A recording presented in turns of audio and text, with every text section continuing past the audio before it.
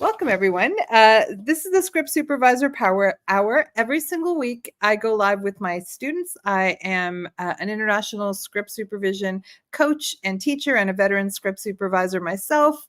I've been at this game for 33 years on set and in the classroom since 1995 as well. You have definitely seen my work. I've done Suits, which had billions of streaming hours. I did seasons 1 to 4.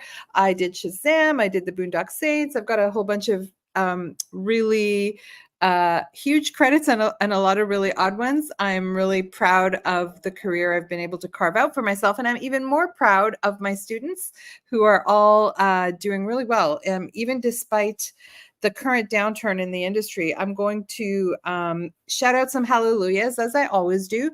Normally, I do this I do these privately for my students, but every once in a while, once or twice a month, I will go public just in case anyone at large has any questions about script supervision or my program. My program is called the Director Whisperer Training Program.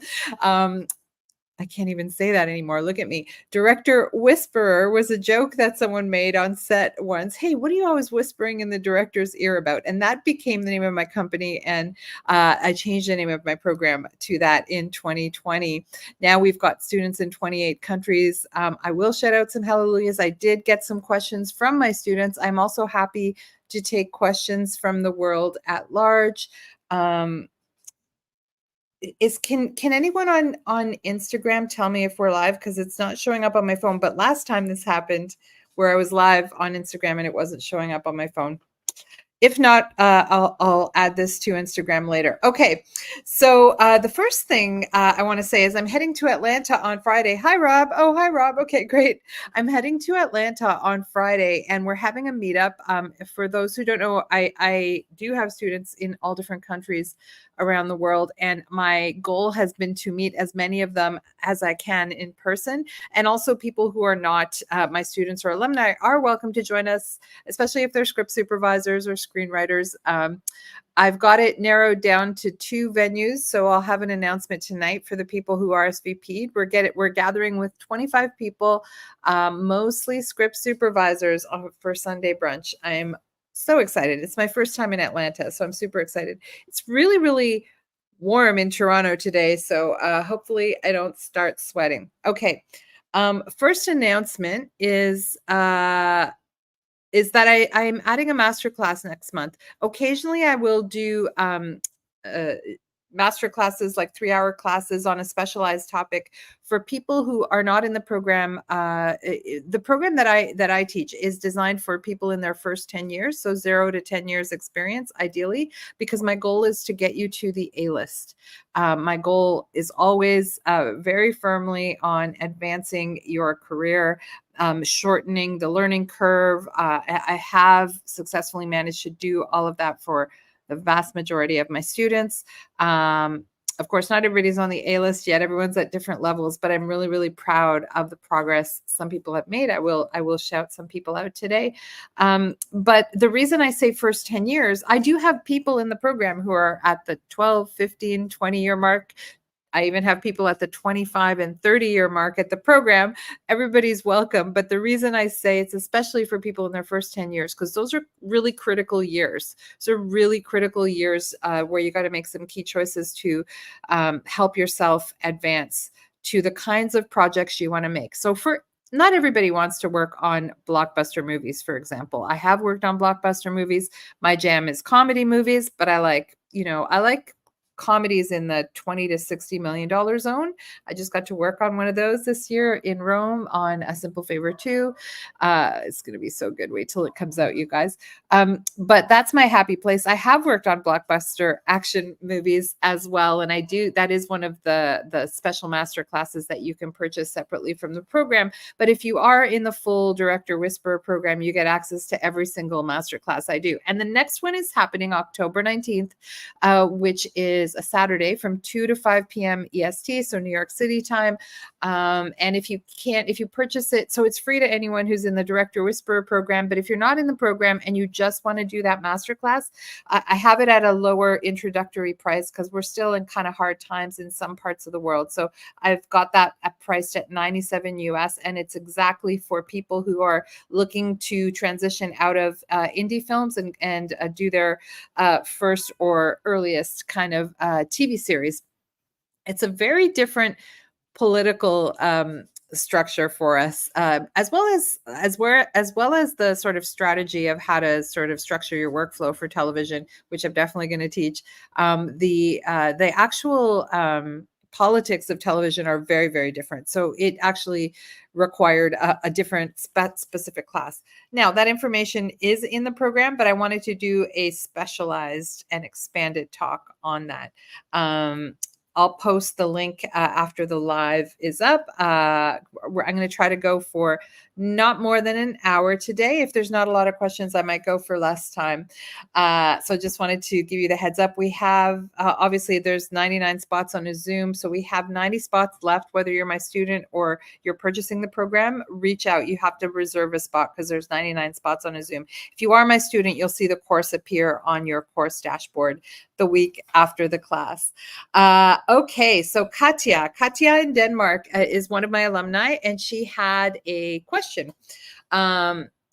Does anyone have the experience of mixing documentary and reenactment scenes with actors? So if you've never seen or worked on these kinds of shows, they're docudrama, meaning there's documentary interviews with real people, and then there's dramatized events of the dramatized versions of the events that are scripted. So it's a mix of documentary and drama. Katya, we do a lot of those in Canada as well, especially in like the true crime genre. I've worked on one as a writer, but not as a script supervisor, but I have worked in factual, which is like just I'll explain all that in one sec. I'll just read out her question and then I'll give her my answer. I just got a job like this. The reenactment scenes are in 2 weeks. They have just realized that they need a script supervisor. Isn't it always the way? And the people, because normally in Denmark, they actually get more prep time, right? So Katya, I assume you're going to be prepping for the next 2 weeks at least. And people who have the experience will be watching the actors perform their story. They're allowed to interrupt and talk about how they are experiencing. Oh, this is kind of neat. This is kind of improv-y. It's beyond kind of the true crime docudrama that we see.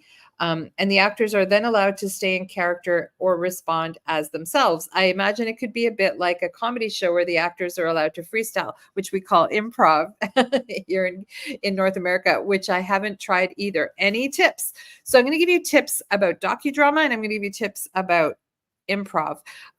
So Katya, for the documentary side of it, having worked strictly in factual for a couple of things, sometimes when you create a show, I created a show, I was hired by someone else who created a show to be her co-producer and writer. So I had to, I didn't have to, but I also did the script supervision for the factual shoots.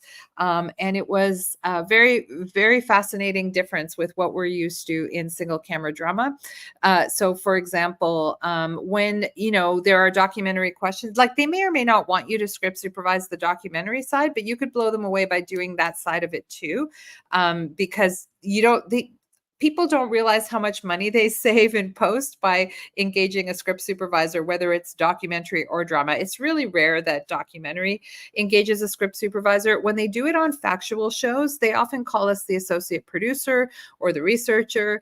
They may or may not call you the script supervisor on that side, but obviously since you're script supervising the dramatic reenactments, you are the script supervisor. However, just for those who know, I have another student in Tulsa who just got an associate producer gig on a documentary. Now, he's one of my students in both script supervision and story editing. So because of his writing experience, they're making him the associate producer. So he's going to be doing some script work, like some actual writing of the script, even though it's a docu kind of factual show.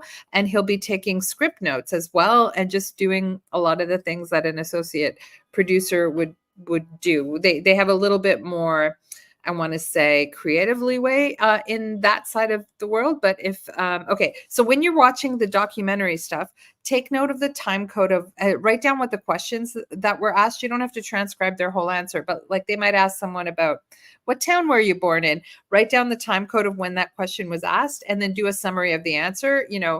Subject's name, medium close up, talks about his life in Copenhagen. And then, if they move to a close up, write down the time code of that.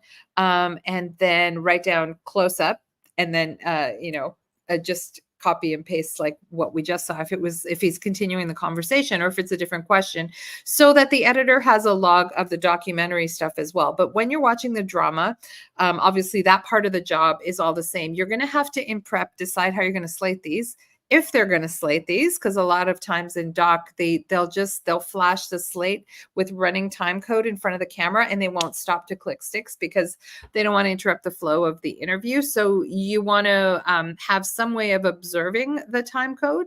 Back in the old days, remember I'm quite old, I started in 91, and the camera person would sometimes occasionally like yell out time code to me, right? Like to say, hey, like this is where we're at on the card. You don't have to do that anymore because you'll see, if you have a monitor, you'll see the time code displayed on the monitor. There's a tool we used it even in narrative in like circa 2006. It was called Slate Boy, and it would be a little, you could put it on the monitor and it displays the time code. So it's really meant more for documentary stuff. But as long as you have some way of seeing the time code on the monitor on a device of your own, depending on what software you're using. I don't use Scripty, but if you use the Scripty software, you can jam with the slate and have running time code to your laptop. However you do it, definitely write down shot sizes and the questions answered on the documentary side. So my tips for you for the dramatized version, it's like the job already that you've been doing for a few years now as a script supervisor. But if and there will be improv. If there is improv, remember, Katya, the same kind of rules apply about watching for those cutting points. So they may or may not have a shot list. The doc a camera person might be like zooming in and zooming out. Keep track of obviously what shots are happening when, and they may or may not be slated. So it's a lot tougher sometimes. It just depends on the organization level of the crew. Try to get a heads up from the director as to what's going to be happening. Sometimes it's really run and gun and you don't know. It's going to feel a lot different than when you worked on Lord of the Rings TV series, I can tell you that. But yeah, it'll be a little bit run and gun. Just keep track of the coverage, and like as per usual, you just may not have slates. When they improvise, keep track of the major cutting points. So like if they stand, what word were they saying on the stand-up? I ask in prep if they have playback. And if you're, it's usually in that kind of stuff, we don't even have time to review the playback, but if they do, that would be helpful. If they have cue take or viewer or any way for you to capture stills of those cutting points. The thing with improvised dialogue, you also want to ask if they're shooting with more than one camera. So if they're just shooting with one camera, that might be very, very, very tricky without being able to access full playback. Because it's not only about the shot size and the screen direction, the usual stuff. It's also about exactly how they phrased the sentence. And, we're not robots. We can do the best we can in saying, okay, this is what she said, but we're not going to be able to catch every single bit of improv. So try to convince the director. I'm going like this. It's not a dirty symbol. I'm saying cross shoot, have two cameras shooting at the same time, especially if, depending on how many actors are in the scene, usually we cross shoot two cameras. I didn't get anyone from Instagram. I just want to make sure we're on Instagram. I cannot tell. It says we are live, but I'm not getting your comments. So if you're having questions on Instagram, I'm not seeing them. I'm so sorry. Come on over to YouTube. StreamYard, you got to fix your Instagram live streams for this reason. Okay, Katya, I hope that helps. It's basically a harder version of your job. I'm glad you got the gig. It's going to be fun. They may be more used to calling you an associate producer. Your notes are going to be similar, but different. They might be more reliant on time code because they may not slate. keep track of those major cutting points. Try to pre-plan in advance with the director, to try and encourage them to cross shoot for the dramatic reenactments anyway, just so they'll always have something to cut to. Okay. Sorry, messages popped up on Insta. I thought maybe you guys had. Okay, I hope that answers your question. Now, the other thing I've been noticing is like people are back and working, believe it or not, and there are a lot of people who are not. And I want to encourage you to not be sad about this. Everything is happening for a reason. We all sort of come back into the fold at our own pace and in our own time. Trust that the universe has your back. Believe me. I always encourage my students to post their hallelujahs in the, and what I mean by that is anytime you have a small or big win, anytime you get an interview, a gig, anytime, one of your movies, wins an award or shows up, or you get a beautiful credit that you see in the cinema, that's been happening finally. And it's been instilling hope in everyone because we've gone through such an intense time in the film industry for about the past year and a half. And some regions are coming back much faster than others. And some are coming back, but not everybody's coming back at the same time. So there's still a lot of worry. And as I say in the YouTube video that I call Don't Panic, which I shot before, I shot it in February of 2023, because we knew that strikes were coming up in 2023, just to remind people, panic and worry doesn't do anyone any good. You got to find your side hustles, your other ways of sort of surviving in the meantime, but also trusting, like, don't give up, don't throw the baby out with the bathwater. We have a whole number of people, like new people and experienced people, who are thinking about quitting the business. Please don't, if you still love your job and if you still love the lifestyle, which is a crazy lifestyle. I know it's not. I think it's what we signed up for, though. I think we knew it was going to be a bit of a crazy lifestyle, but just try to hang in there, especially till 2025. I saw Eve Butterly in our international Facebook group said, survive till 25. And I think that's a good way to think about it. Do what you got to do until then. And speaking of doing what you got to do, a bunch of my students who are still non-union are telling me about this influx of vertical shoots. I want to do an interview with some of my I call them my vertical queens. There's a bunch of people who are now starting to specialize in vertical shoots. They're mostly done in LA and Atlanta, but Mo was just telling me, Mohina is one of my students in Vancouver, who said she's doing her second one this weekend. So it looks like vertical shoots are a thing in Vancouver. Someone asked me, what is a vertical shoot? It's when like your phone is, you shoot this way instead of this way. And someone in LA said it was so prevalent in LA that they can't remember the last time they saw a horizontal screen. Oh, Zozo in LA is another person that should be on that panel. I hope you guys are available to do that, because I think we got to talk about it. It's not really affecting the unions yet, but if this becomes like the big next wave of the industry, these vertical shoots, I think the unions also have to start talking about it, right? They seem to be generally lower paid, though some people are able to get more. In our last live with the class was a Zoom, and Zozo was telling us that the rates are actually sometimes not bad. They're sometimes approximating regular film rates for non-union, which is great. It means people are understanding. But we have this one of the terrible things about the modern age, and when I mean like the last 10 years of the business, is that it's grown so quickly. And I know we've had a standstill for like a year and a half, but the business has grown so quickly since the year 2000, I want to say, due to digital filmmaking, due to streaming services, due to so many factors, that people are getting promoted to director, producer really, really fast, which is great in many ways, but they don't know what we do. So not everybody, but there are a lot of people who don't seem to know what we do, and then say, well, why do you need prep? Not realizing they're actually shooting themselves in the foot, because our prep, it directly impacts their, what we can troubleshoot, that ultimately might cost them money down the road. So yeah, I encourage producers and directors to get educated about what everyone does, certainly about what your script supervisor does. I hope I have a chance in Atlanta to shoot a video. I do want to make a video about this, about how script supervisors provide cost containment for the producers. It was actually the reason our job was created in the first place.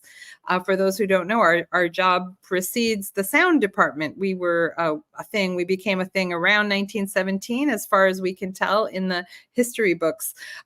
So people coming up in vertical, also, coming from social media and stuff, they may not have a film education at all. So we kind of have to get the word out about what we do, how we can help them. Help us help you, producers, whether you're doing vertical, whether you're doing indie, whether you're doing MOWs. Even shockingly, because of the rate of people getting promoted, even sometimes in television and in films, we're facing producers who really don't know what we do and who don't really ask unless you go, why am I not getting enough prep? And then they ask, well, what do you need prep for? And then we can tell them. And by the way, if you ever are too exhausted to tell them, you can guide them to the video on my YouTube channel called What Script Supervisors Do in Prep. That was very specifically created to help educate your production manager or your producer on that stuff. So vertical shoots, I want to revisit that topic because I've been hearing more and more right now in the indie world where there is like a more union work coming up, especially here in Toronto. Here in Atlanta, even in LA, there's work. It's just not it's not at full tilt yet. Give it a few months. People are resettled. The dust is settling. My students in Europe are working a lot. Dora in Budapest is one of my Hungary students, and she's currently working with David F. Sandberg, who was my director on Shazam. He's an A-list director, so I'm really, really proud of Dora because she joined me. Dora, when did you join me if you're here? Was it 2022? She was already, I think she's been doing script for about 8 years, though, like really, really good. Great work. Really, really proud of her. And yeah, places like Hungary, Serbia, Croatia, London are ramping up and starting to get really, really busy. So let's do some hallelujahs. Let's give some shout outs. We did a bunch the last time I did a live. And so we've had more and more. And basically when I'm announcing people who are, the verticals have such a bad rep in the industry. Yes, it is totally the Wild West right now. And that's why I think we need to address it as an industry, right? Thanks for that comment, Why. I really appreciate it. Yes, they have a bad rep because of it's, new people trying stuff out, but also because we don't even have a contract for them and we don't have a way of negotiating for them in the union, right? So it is what I call the Wild West. It's like some companies are paying very, very little, and then some companies are paying what would be considered a fair wage. People just don't know, like, what is a fair, I remember when streaming services were called new media. They were called new media like until last year, by the way. So, and they were considered an experimental technology until they took over the industry. And that's why I'm saying, as an industry, we really, really should have a discussion as an industry and go, what are we willing to take? By the way, my students in British Columbia and Ontario who are non-union got together to agree on what the minimums they will work for are, and they were able to raise collectively the non-union minimums, but there are still some companies that are trying to push them to work below that. Just make sure whatever you are being offered, I don't know if you're union or non-union, but make sure you're getting paid as a department head. This is the other thing. They don't even realize we're department heads unless they work union. But it's crazy. It's crazy what is happening out there. And yeah, and they get a bad rep because there's no standard, right? The standard hasn't been, it's new, which can be exciting, but it can be a hot mess, right? Let's face it. It can be a hot mess that impacts the quality of our lifestyles and our work. And instead of, if these become a real thing, I mean, social media, I know people working in social media that don't even work in film. Listen, there's Mr. Beast is shooting like a huge amount of his show here in Ontario, and they refuse to sign a union contract, even though, I guess they are, sorry, I didn't mean to say that. They are working with certain unions on that show. they're not working with every union. So some unions have put out the word like, do not work on this production. They haven't officially negotiated, but some unions are working with them. So it's no man's land. They're sort of testing the waters, trying stuff out, reinventing things, right? So we got to be on top of that as an industry and talk about it with each other as crew members. So hopefully, why you have a network. Why are you one of my students? I can't tell obviously from your screen name, but we can talk about it with each other in class, of course. Because a lot, before verticals, what had the bad reputation? These 12-day MOWs that still go on, right? Those 12-day MOWs are the worst in a way, because they were trying for the longest time to only give people 1 day of prep. Like 12 days of shooting is bad enough, but 1 day of prep, impossible. It's literally impossible to prep a long form movie in 1 day. And with these verticals, I'm hearing 1, 2, 3 days of prep as well. So, and sometimes no prep, because they just don't know. They don't know what we do. So yeah, I guess I'll try to make it a priority to shoot the video about how script supervisors provide cost containment for producers. Hopefully I can squeeze it in Atlanta. It's supposed to rain this weekend, but I'll get it up there soon, because I think we need to start having these conversations. There's always going to be the next thing, right? That impacts our work. Okay. So for some hallelujahs of what's going on, I said it earlier, Mohina in Vancouver has her second vertical shoot. That's a hallelujah, even though it's like not exactly like union work yet, or, it's okay. Mohina's like making her way, starting her life in BC. I think that's great. One of our Toronto director whispers, Julia Beanie, who also directed a feature before she took the course. She is on her first location shoot in BC on a feature film. And her next director that she's working with was in the directing part of my program, and he just was, I was trying to connect. I was like, can I connect you to one of my students? By the way, any producers watching, I have a whole army, and I mean, because it's international. I have people in 28 different countries who are beautifully trained. My alumni have an exceptional reputation that I'm very proud of. So yeah, I'm very used to, you're not my student yet, but I'm thinking of taking your, oh, thank you. Well, ask me anything you want to, if there's any way that I can explain it. And you know what, we'll take some time today to explain it a little more, because sometimes people don't know like how it's structured or how it might be different from other classes. But it is, I'm very proud to say, one of the recommended training programs in Local 891 in British Columbia. So that makes me happy. That's for IATSE, by the way. So Julia's director, Ryan Caldry, is one of my directing students. And I said, yeah, can I connect you to one of my students? And he's like, I already have my dream script supervisors. She's like the best. And like, he was like, there's no one that can replace her. I'm like, well, then she's got to be one of mine. And then it turned out to be Julia. So I'm so proud of her. She's coming back to do Ryan's short, which is paid. It's one of the DGC funded paid shorts. So hallelujah, both to Ryan and to Julia for that. That's fantastic.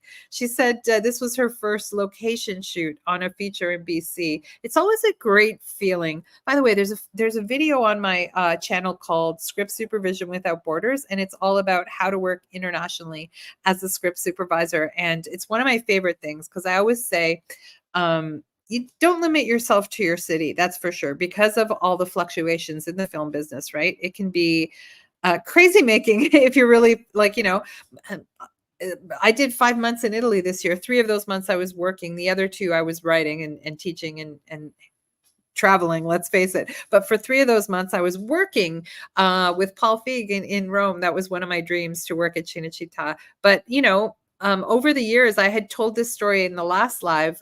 Toronto actually got hit during the SARS era, 2003-ish, with 2 years of like where we were basically blacklisted by the industry. There was no work for 2 years. So I got my work outside of Toronto during those 2 years, and not a lot of it either. I went to Montreal for a movie, and I went to Malta for a movie. So I've been doing all my career, I want to say, since I've been doing international shoots since the 90s, with deliberation. Like I deliberately wanted that. It's one of the good reasons to become a script supervisor, because it's one of the positions that gets to travel, which of course I love. I love that. So it's not for everybody, but if it's something you're interested in, check out my talk on my channel called Script Supervision Without Borders.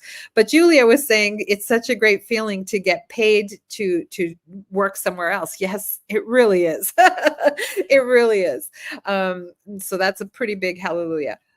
Lauren has 2 hallelujahs. Lauren posted that she was getting worried that she didn't have anything lined up.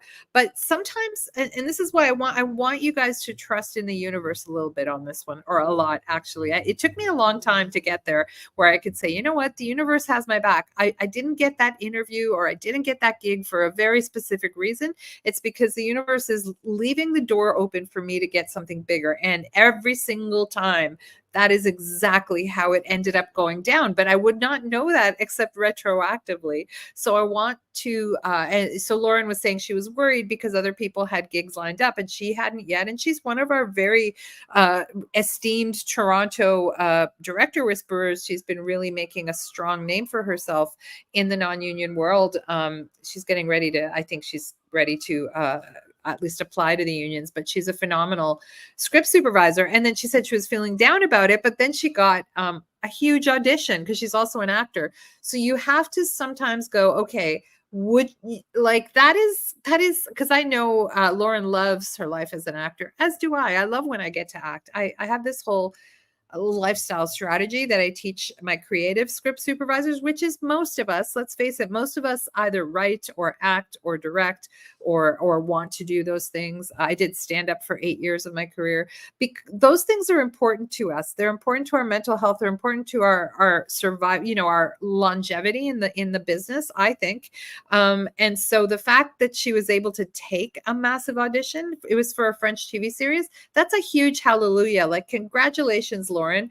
And that is probably why the universe was like, no script gigs for Lauren, because she's going to have a big break. Like, even getting that audition is a big break. So good luck to you on that audition. That's a beautiful hallelujah. Her other hallelujah is that a feature film that she script supervised won 2 awards in Montreal. Do you hear those sirens? It's really loud. Toronto's on fire, apparently. It won 2 awards in Montreal, and she was very proud of the director. That's great. Hallelujah to Jessie Ray, who is one of my new students in Toronto. She just graduated, I want to say 3 weeks ago. She got her first paid feature. That's a great hallelujah, Jessie. Jessie had a former career, or still in a career as a wardrobe, as a costume supervisor. But she's making the move over to script supervision. By the way, we have many people doing that. They're coming from other departments: hair, makeup, wardrobe. I have stunt performers in the program and actors, a lot of actors. There's another video I made on somewhere on my channel called "Where Do Script Supervisors Come From?" Because there's people who are like film school age, they graduate film school, they find me, like what you'll probably know if you went to film school, is that they really don't teach this in film school, which is one of the reasons I started teaching it in the 90s. I loved my job, and I was like, we should have better access to training for this, because it's a department head role. For those who are watching are like, what do script supervisors do? By the way, I have talks on that too on my channel that you can find. But yeah, it's a long explanation, so I won't go into it here. But yeah, because of the lack of education in film school about what we do, I do go in and give guest lectures. I do talk about it on my channel. Sorry, I lost my own train of thought of why I was saying that. We were talking about Jessie Ray. Oh yeah. Because of that, people find me and they come and do the specialized training, because it's one of the only, I'm not the only course. There's some really good, like I think there's 3 that I love. I've had students from these other teachers, so I can say that I believe in them as well.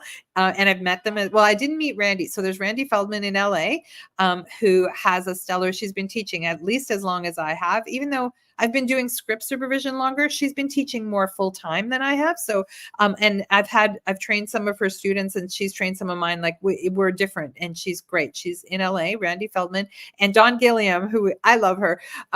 She has an online course as well, and she is also, like me, a working script supervisor, and she works on huge stuff. So those are the three that are often on, when you're looking on your union's recommended training list.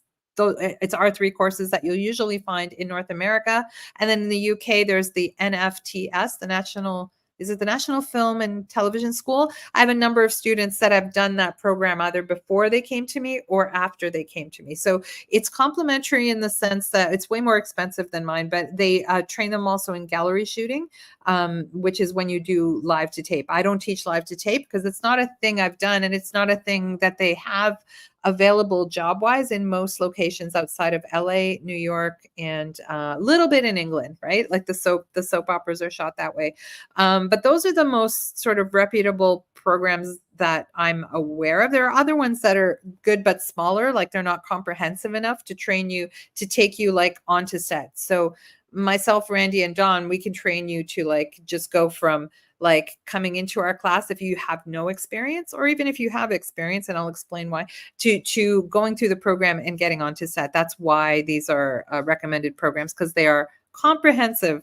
And with my program, some people have said it's like getting a master's degree, and I understand what they meant. I think, because I have like super experienced people that sometimes come into the program and take the program. The reason is because I don't just offer the training I offer you guys, is you have lifetime access to it, right? So you can come back to it at any point, and you should come back to it, because there's like the core basic training is like about 40 hours of it. There's way more, like it keeps growing and expanding. So anyone who's taking my TV masterclass on October 19th, that's an expansion of what I already teach you guys.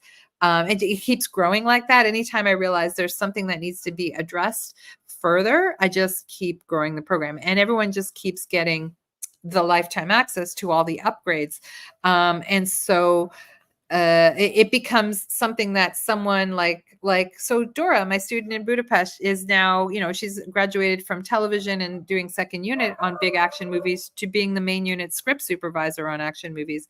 So around the time that was happening for her and a few of my other students, I was like, you know what, I will do the action blockbuster masterclass. That's not something that a new script supervisor working in indie film needs to worry about yet, but there's going to come a time in your career when you need that. And then I have a separate one about comedy, because I'm a comedy specialist, and there's certain things that we have to understand about comedy that are very unique to comedy. And there's a whole bunch. There's how to, you'll see on the website if you are looking on my website.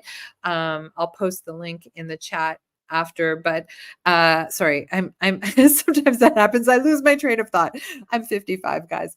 This happens to me sometimes. I still work. Isn't that wild? I'm still a working script supervisor with, you know what it is? I know exactly what I'm looking for and what I'm writing down. So I've not been tripped up on set, even though sometimes on my lives, I will lose, nouns. You lose nouns when you're over 50. That's a famous comedy bit by my friend, Sandra Shamus. Dora, I'm really, Dora is one of my hallelujahs, because she sent me a still saying hello from Maxime. Maxime was our DOP on Shazam. Really bright shining star in European cinema, and he obviously in American cinema too, because Shazam looked wonderful, and it was a massive, I think it was $100 million budget that we had. And she was showing me this still called Double Standards, where Dora had her office in the bathroom of the location, and Maxime was at this like beautiful oak desk. Isn't it always the way? Script supervisors, we always end up in the friggin' bathroom. There's a whole sort of thread of those photos going around as industry memes. But it's nice to see my own students working with some of the A-list directors. When I couldn't go to Atlanta to work I want to say, yeah, it was last year. Paul Feig hired one of my amazing students in LA on Jackpot, which was great. And Jackpot's great. If you haven't seen it yet, he showed us the premiere when we were shooting A Simple Favor 2 in Italy. What other hallelujahs? Elena McGravy just graduated in Oshawa, and she just booked her second short film. That's a hallelujah. I always say when you graduate the program, if you have zero experience, you want to do a couple of short films, whether paid or not, but just short films, just a couple to get the workflow into your body. And luckily, she gets to do it with a whisperer director, Alexander Gallant. Alexander has a big hallelujah. Last week, he sent me this screen grab from Facebook Memories that says 9 years ago today, he had a post saying, I'm taking a class. It's never too late to keep getting educated. And he took when I was still teaching live in person in the classroom. And I still remember Alexander in the front row. And I said to him, what do you want to do? Because I always want to gear, my coaching to people's specific goals. And he said, well, I'm a property master. I want to switch to script supervision with the goal of directing. And guess what? He became a director. I mean, he has been directing indie stuff, but he got into the Directors Guild of Canada by directing Second Unit Checky, a show that he was script supervising. I will talk a little bit about the strategy of script supervision to director in the TV series Masterclass. It's also in my strategy bundle talks that come with the program. We do a lot of career coaching, but Alexander's directing a short and he hired Elena. Thank you, Alexander. And also congratulations. I think that's beautiful that you got that Facebook memory to remind yourself that you took a class and you were like, I want to do this. And then you actualized. See, this is part of manifestation. Manifestation, you have to have the idea and somewhat of a vision first before you can execute on it, right? Things don't just happen randomly. And I really believe that you made it happen, Alex. So congratulations. And I still remember when he said that to me. I remember he was in the front row being a keener student. Who else do we have? Stewie Lowry, one of my favorite students in the UK is Stewie Lowry. I have this incredible cohort in the UK, just mind-blowingly good. I don't know what's in the water there, but they're particularly good. And that's saying a lot because my Canadians, I've been teaching in Canada the longest, right? Before I ever taught online. Other people from other countries used to have to fly in to train with me in Toronto, but my Canadians are so strong. I have some killer people in Vancouver and Toronto especially, but actually all across the country, really. We have director whisperers in every province, but Toronto and Vancouver, very strong on script supervisors. Yes, it's all me. No, I'm not saying it's all me, but I know of them because of the community and because I've been able to tailor things to them along the way. Once you finish with the program, it's not over. Like I'm in your life forever, which is maybe not a great thing for everybody. But Stewie Lowry, he's been script supervising. Stewie, how many years have you been script supervising? I want to say something like 8 or 9. He's been back to work already in the UK. He's on season 2 of a series. They just had their read through.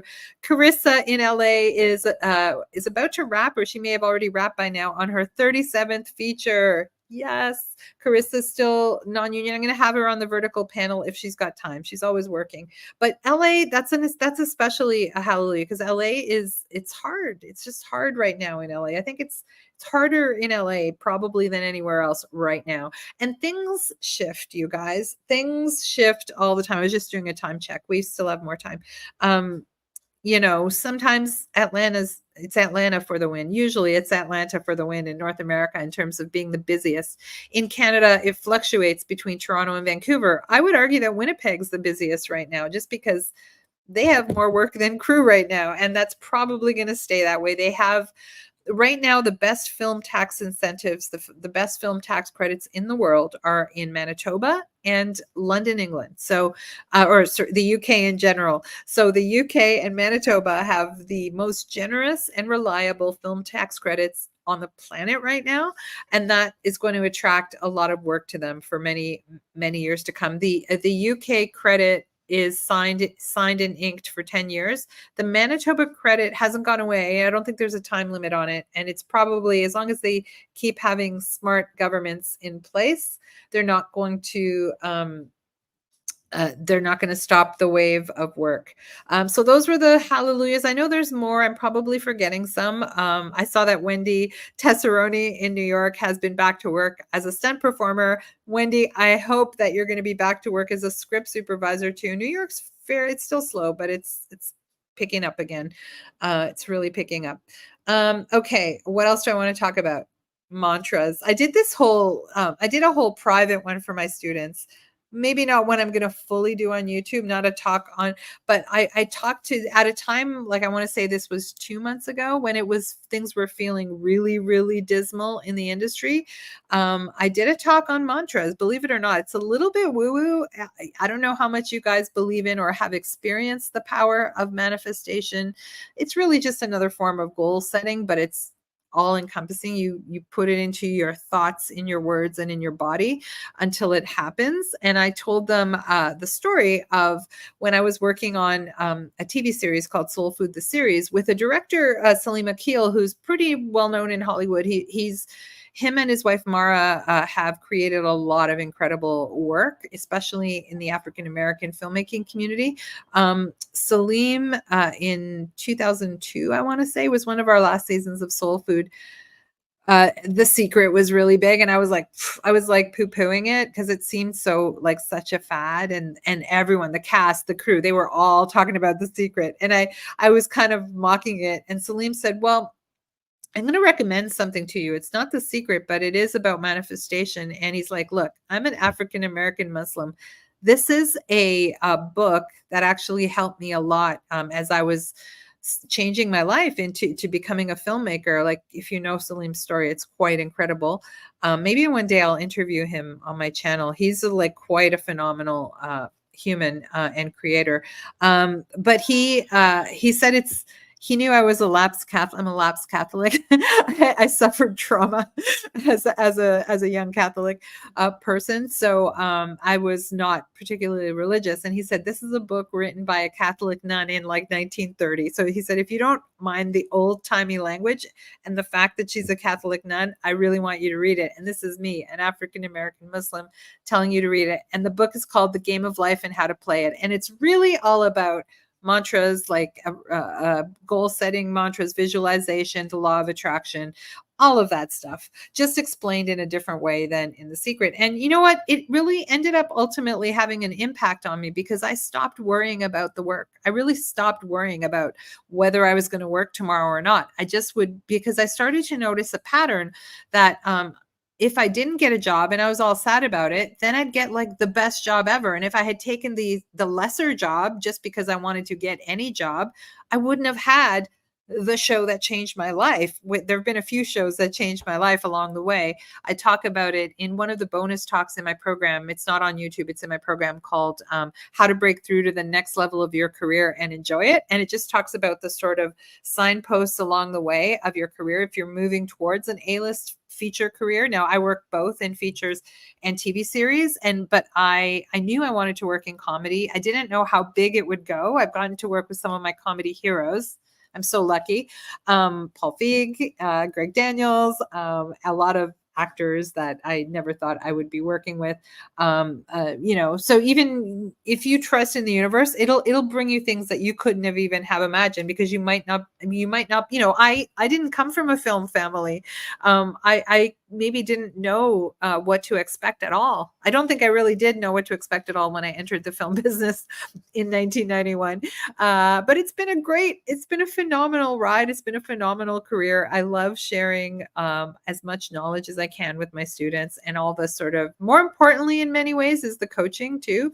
I mean, I guess they're both important, but you can win a lot of knowledge by working. You can get a lot of knowledge on set by working. A lot of what I teach will obviously shorten the amount of time it's going to take you. It's going to shorten your learning curve. My goal is to shorten your learning curve by several years to put you ahead of the competition. And I don't say the competition in a in a like going for the jugular way, because that's not how I've ever worked, and it's not how I even encourage my students to work.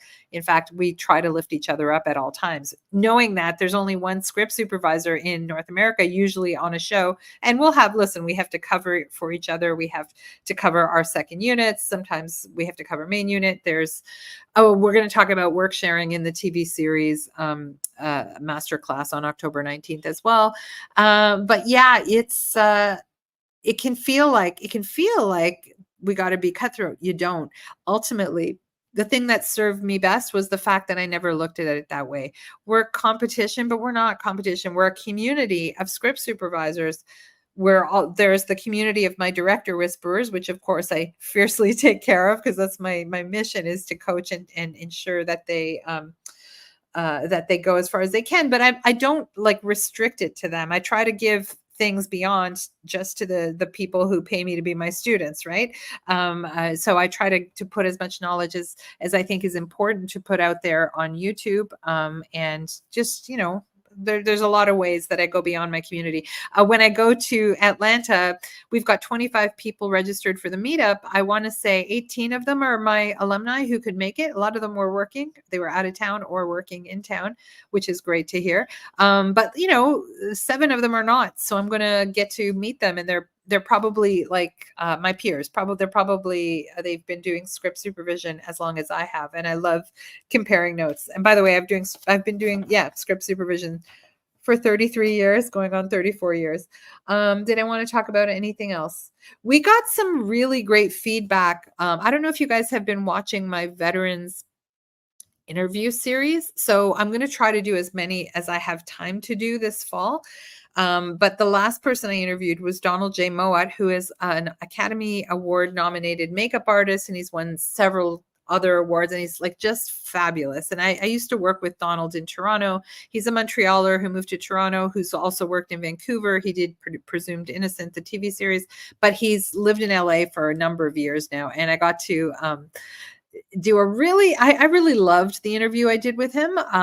I wanted to promote it, but YouTube thought it was like a political ad and they blocked it. They said, you can't promote this video. I want people to watch it though. It's phenomenal. So Donald just wrote me to say he's been getting really good feedback in Hollywood about it. So I encourage you, if you're interested in learning about what the other departments do. I also interview a script supervisor who I adore named Ronit Ravich-Boss. She is a legend in comedy script supervision, which is of course my jam. And I just love the interview I did with Ronit. If you haven't seen those, they're on my YouTube. I have a playlist called the Veterans Film Interview Series. My goal this fall is to interview a stills photographer, these are all veterans, right? So I want them to give you guys like key advice. I want to interview a DIT. There's a couple I know who are I think they're 2 of the best DITs in Canada, a husband and wife team. If I can get them both, I will try to interview them both. And Scotty Phillips, a gaffer who he likes being called a chief lighting technician who I already interviewed. He would like to be re-interviewed because, as he said, he's got way better credits now. No, he's phenomenal. He's like the best. I call him a DOP whisperer, really. I am going to re-interview Scotty sometime in October. But if you have any requests of who you'd like me to interview or what kind of talks you'd like to see me do on YouTube or as masterclasses, always feel free to reach out.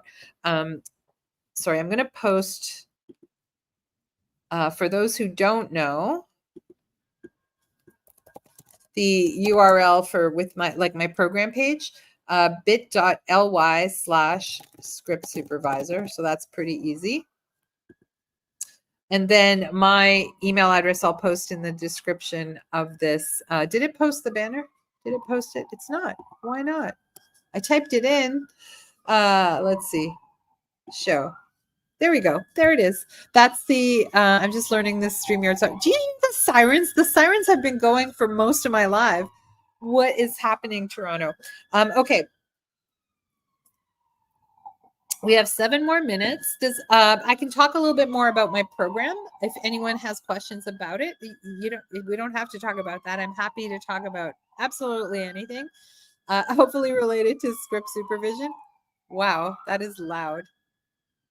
Sorry, I think you guys can probably hear it.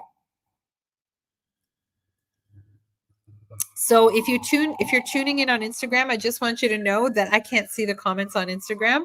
I'm gonna have to do some dedicated Instagram lives again, like I used to, because the StreamYard software doesn't necessarily. Oh, let's go back to the comments. There we go. Hi, Kula. I figured out it was you, by the way. Kula says, "Thank you. I've enjoyed watching your YouTube video with mom and my 18-year-old daughter. Wow, you got us talking and excited. There's so many avenues in the film industries. There really are, Kula. If you or your daughters ever want to do any film jobs, I can help guide you to people. If you saw, I know you were on the Zoom with us with Donald. If makeup is an avenue, um, makeup, hair, script supervision, like, it really depends on what you want to do. We're geographically privileged here in Toronto, as I like to say, because we have the world at our doorstep. Although I think you can work anywhere as a script supervisor once you get established, and once directors are willing to fight for you to have you on their team wherever they may be shooting, which is the case for me and the case for, as my young student, Julia Beanie. By the way, Julia Beanie, the girl I was talking about, is when I met her, she had already directed a feature film when she was 21 years old.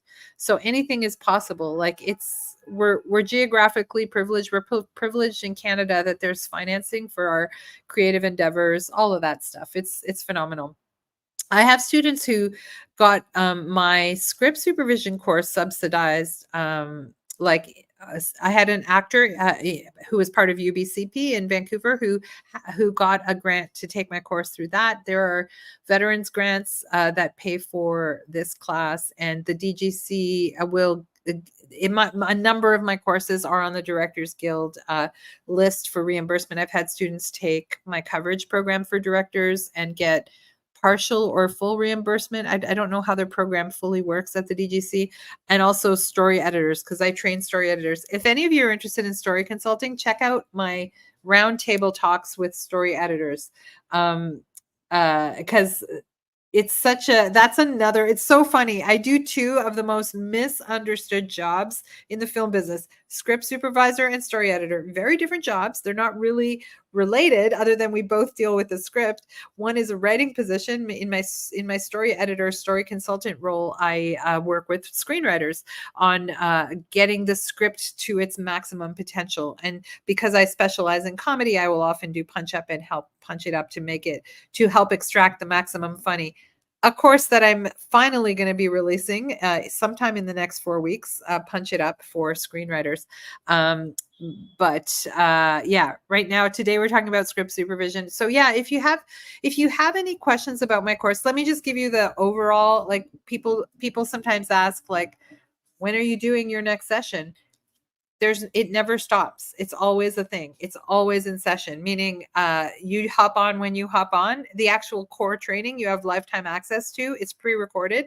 I keep adding to it, so you get access to the updates. I have live events every week. I go live in our Facebook group for the class. And then I also meet people in person wherever I can. So last year we did 3 live meetups in London. We did 2 in Toronto, I think, last year. We just had one in Toronto this year.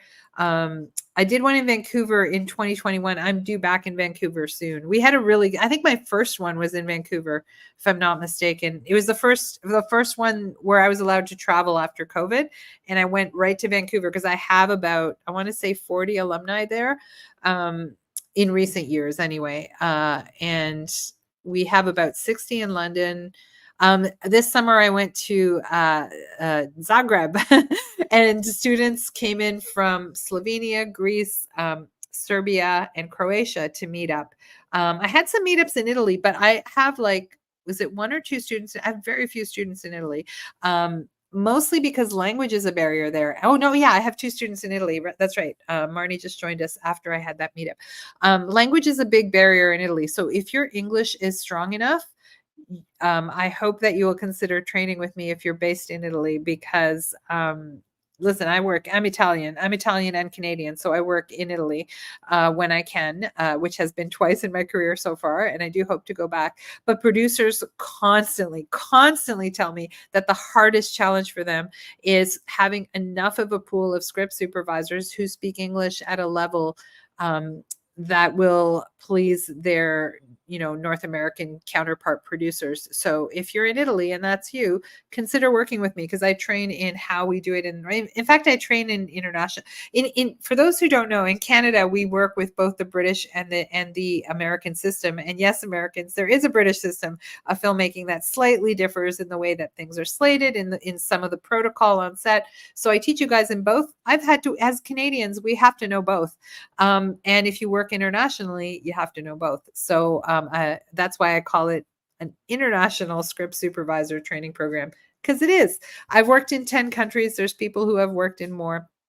Sometimes I get to see my students at live meetups in other countries. I'm going to Atlanta this week. I met one of my Atlanta students in London last year. It was Alicia Mueller. I can't wait to hang out with her this weekend.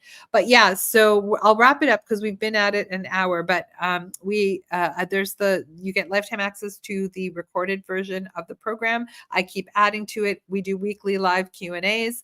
Once you complete the 2 main homework assignments, there will be a third added next year. I have to shoot it. It's an editing assignment. But once you complete the 2 that are in the main body of the course, 3 when the new one is added, and complete the core training, like the 40-ish hours of 2 of the core parts of the program called Am I Covered and the Script Supervision Intensive, then you get a certificate of completion from me, and you get feedback on both assignments. One of the assignments is a shot listing assignment, which will take about an hour. It's because I call it the Director Whisperer training program, because I want you to become a valued member of the director's team. So I teach you their process. I teach you the process that they use to come up with the coverage, and other things about their process, because I want you to understand what they're going through at every moment so that you can back them up when they turn to you and say, am I covered? So some people only take the Am I Covered course. Usually that's directors. Usually I want directors to take that course, and I want script supervisors to take the full training, because oddly enough, there's so much more that we have to learn, because I think besides what I teach directors then have to learn about working with actors, which is not something I teach. But with script supervisors, I've got everything you'll want, including how to work with actors as the script supervisor. And script supervisor, people who come into our profession as actors already have an advantage going in. People are messaging me. Okay, great. Yes. Okay. That has nothing to do with this. I want to answer them thinking, are they watching me live? Yes. Simon, if you're watching me live, I would love that script. Just send it to me. I'll read it on the plane, and I'll get back to you as soon as I can about that script. So yes, so that's how you get the certification, but you're not out of the program after that. Once you get the certification, you go into my alumni group on Facebook, and you also get to stay in the regular Facebook group. The live Q&As will continue in that group until I am doing a new version of the program next year. Anyone who joins this year, it's at an interim price point where you don't have to pay an upgrade fee. You'll just be slid into next year, which will be a higher price, and it'll be another assignment. You'll get access to that, and you'll get the upgrade. What else? If you click on the link, you'll see the current price is $12.97 US, or there's a 4-payment plan of $349 times 4, like one payment every 30 days, and that will go up in 2025. I know it's a little bit low for the industry and for what you get for it. I think it's the lowest priced one right now in the industry for a fully comprehensive program like that. But I've always been that way. Like, I always wanted people to access my programs who wouldn't normally have access to the film business. So it's not priced for rich kids. I know it's not cheap still, but it's still the lowest priced one program of its kind in the industry. And it will go up to a price that at least matches Dawn's program next year. What else can I say? If you have any other questions, otherwise I'll sign out, but I'll wait a couple minutes in case people have more questions. I've got the TV. If you don't know, if you're not sure about me as your teacher, feel free to reach out and schedule a Zoom call with me, or watch my videos on YouTube. That's usually enough for people to see that I'm the teacher for them. But honestly, look around, see who's out there, and decide, because it is a very important. I think it's important your mentors are and who your community is, and you can have more than one mentor. It's like I have students, like I said, who've trained with multiple people, and they've gotten something out of everyone, which is great. I do that too. I'm a lifelong learner. I still take courses, not in script supervision, but in acting and directing and a lot of writing courses, even though I teach a lot of writing courses myself. So yeah, feel free to reach out, check out the website. If you are transitioning from indie film to TV and you don't want to take my program, to consider taking my masterclass. It's a $97 US. It's free if you do take my program, you'll get that for free. It's on October 19th. Okay, thanks for tuning into the Power Hour. For my students, I'm going to see you guys in our next Zoom on Saturday at 10 a.m. I'll be live from Atlanta. I'm so excited. And then we'll just keep going. Survive till 25, hang in there, believe that the universe has your back, that the work is coming. It is. There's signs of life more and more every single week. Be ready for it. Try to enjoy your life until then without worrying. I know it's easier said than done. I know how expensive our rent is, especially in places like Toronto and Vancouver, New York, LA, London. But it's coming. I mean, it's an industry that has always prevailed. It's one of the few industries that still has union jobs available. We're in a pretty dark time right now. It's going away soon. So just be ready for it and just breathe, enjoy your life. Think about what else you enjoy doing and do it. If you're a writer, take the time while it's still slow to write. If you're an actor, cut your new reel together, audition, all of the stuff, all of the things. Thank you so much for tuning in, and I'll see you again soon. Bye.